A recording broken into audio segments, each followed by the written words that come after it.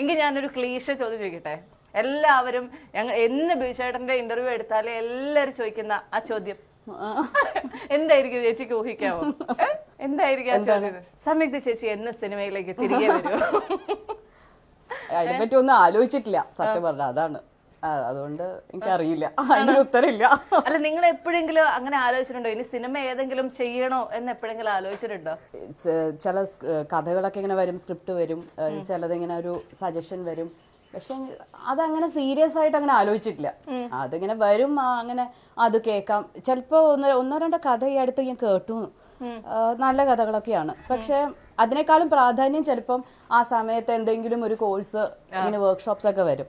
അപ്പൊ അത് വരുമ്പോ പിന്നെ ഞാൻ അതിലേക്ക് ശ്രദ്ധ പോകും. പിന്നെ അതിനെപ്പറ്റി ഞാൻ അതിങ്ങനെ അതിന്റെ പിന്നാലെ പോവാറില്ല. പഴശ്ശിരാജയില് കനിക അഭിനയിച്ച റോള് ചേച്ചിക്കായിരുന്നു വന്നിരുന്നത് എന്ന് ഞാൻ വായിച്ചു.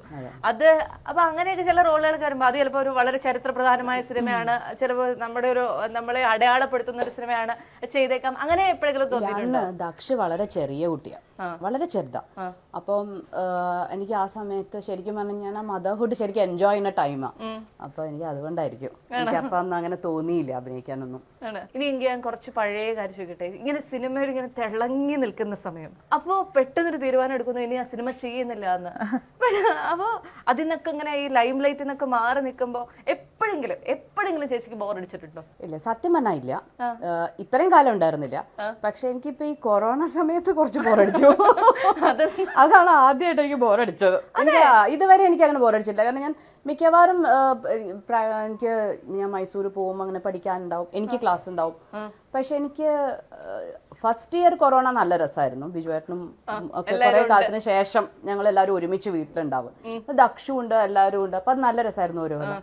രണ്ടാമത്തെ കൊല്ലം ഒരു ജാനുവരിയില്, ഇക്കൊല്ലം ജാനുവരി വരെ ഉണ്ടായിരുന്നില്ലേ ശരിക്കും. ജാനുവരി ഇങ്ങനെ തുടങ്ങുമ്പോ ഒരു തേർഡ് വേവോ ഫോർത്ത് വേവോ അപ്പൊ എനിക്ക് ശരിക്കും ബോറടിച്ചു, നല്ല ബോറടിച്ചു. ആ സമയത്ത് യോഗ ഒക്കെ ചെയ്യുന്നില്ലേ? യോഗ ചെയ്യുന്നുണ്ട്. പക്ഷെ രാവിലെ എണീക്കുക, യോഗ ചെയ്യുക, ഭക്ഷണം കഴിക്കുക, പിന്നെ രാവിലെ എണീക്കുക, യോഗ ചെയ്യുക, ഭക്ഷണം കഴിക്കുക, അത് മാത്രം.